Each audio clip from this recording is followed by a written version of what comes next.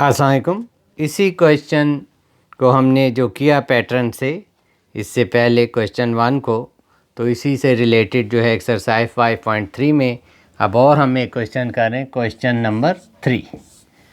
उम्मीद है कि आप इसको, नासिर टोटल इनकम इज़ ₹10,000, यानी नासिर है, नासिर की एक शख्स का नाम है, नासिर टोटल इनकम कितनी है, रुपीज़, यूनिट मैंने कहा आपने ज़रूर लिखना है, ₹10,000।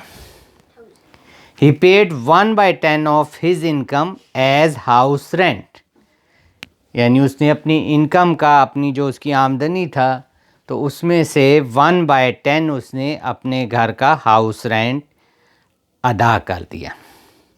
And 1/4 of remaining on other necessities, और जो है उसके बाद उसने 1/4 जो है उसकी रिमेनिंग नेसेसिटीज़ थी, उसने उसमें खर्च कर दिया। What amount has been left with him, और वो कह रहे हैं कि उसके पास अब जो है कितनी अमाउंट जो है वो बच गई।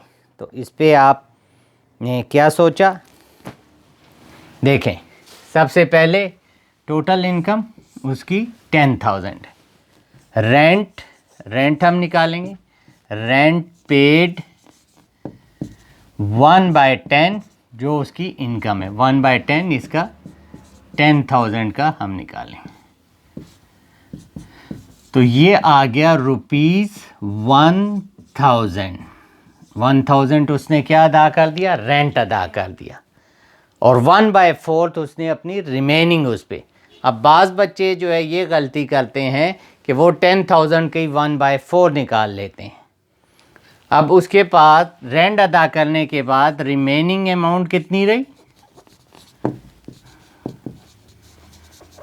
आमदनी उसकी थी 10,000, तो अब इधर हम सब्ट्रैक्ट करेंगे 1,000, तो रिमेनिंग अमाउंट कितनी रही, ₹9,000। ठीक है बच्चों।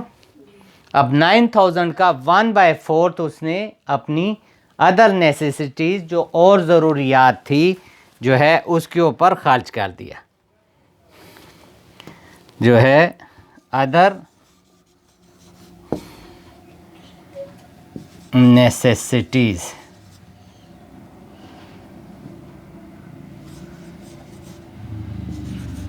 यानी जो उसकी और ज़रूरियात थी, उसने उसका 1/4 किसका, 9,000 का। तो 9,000 को जब हम 4 पे डिवाइड करेंगे, 4 2 ज़ा 8, 1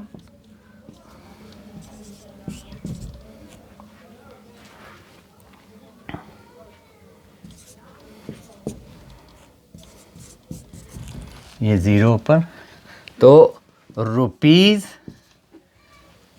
₹2,250 उसने बाकी ज़रूरियात पर खर्च कर लिया।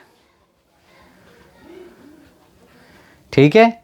तो अब आपने बताना है कि इसमें से उसके पास बकाया कितने रह गए,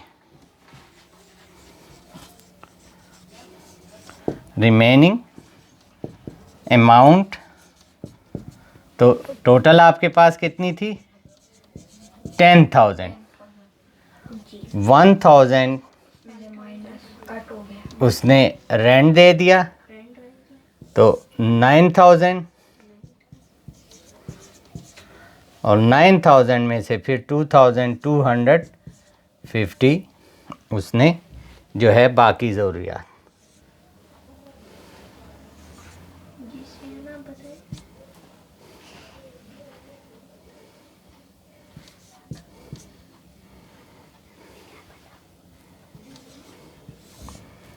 तो ये जो है 6,750 जो है उसके पास रिमेनिंग अमाउंट बच गई तमाम खर्चे करने के बाद। शुक्रिया।